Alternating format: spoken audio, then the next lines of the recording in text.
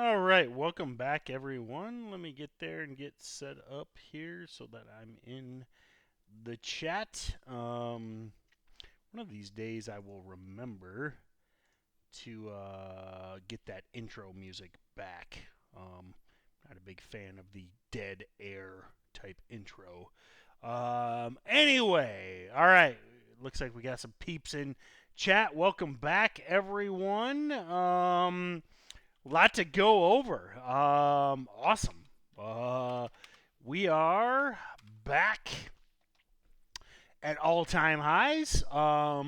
Super cool. Love that. Let me just get organized here. Get some of my links ready. Um, so we talk about the SPY, the overall markets, a lot. I know most of you guys, me included, are low price traders.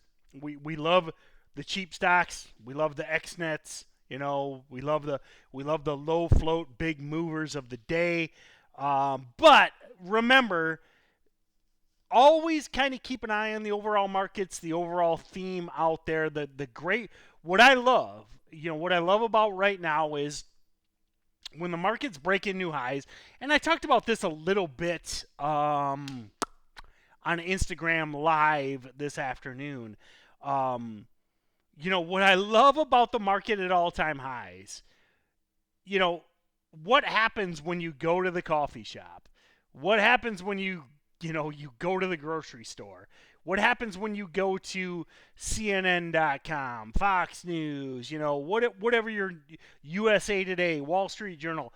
Everyone's talking about stock market all-time highs. What's that do? Brings more buyers. What's more buyers mean?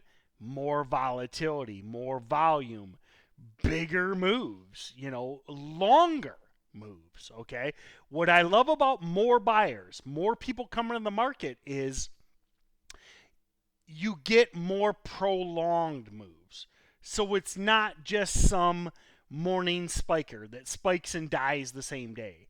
The more buyers you have, the more interest you have, the more stocks tend to trend through the day. And an XNet's a good example of that in my opinion.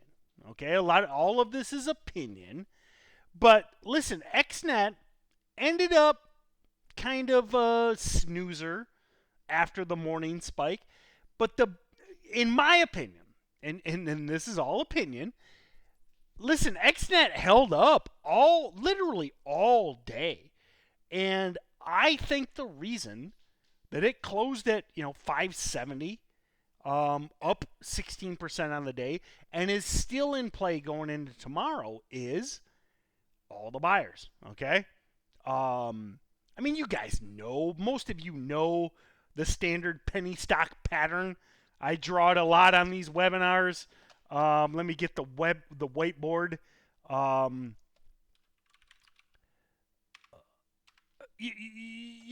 The standard penny stock pattern, and I actually drew it today, so I don't even need to spend time to redo it, is right here. And I get it. Okay, this is a rudimentary. Why am I zoomed in? There we go. A rudimentary, ugly drawing, but there's a lesson here. There's a point here.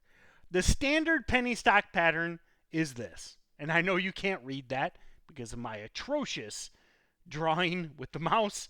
It's with a mouse, but it's the spike and fail in 1 to 3 days. That's the standard penny stock pattern. What we're seeing with XNet right now is this: spike and hold, and tomorrow, later in the week, could definitely get interesting. Now, XNet's moving because of Bitcoin. Bitcoin can do anything. One of my annoyances with Bitcoin is the fact that it trades 24/7. Not only does it trade 24/7, it's affected by, random announcements by foreign governments. Now, hey, I love that Bitcoin spiked $3,000 a coin over the weekend, but what I don't like is I can't predict when Chairman Z is going to say something. You can't predict that. You don't know. Now, what happens if, I'm going to go to bed in a couple hours after Dancing with the Stars?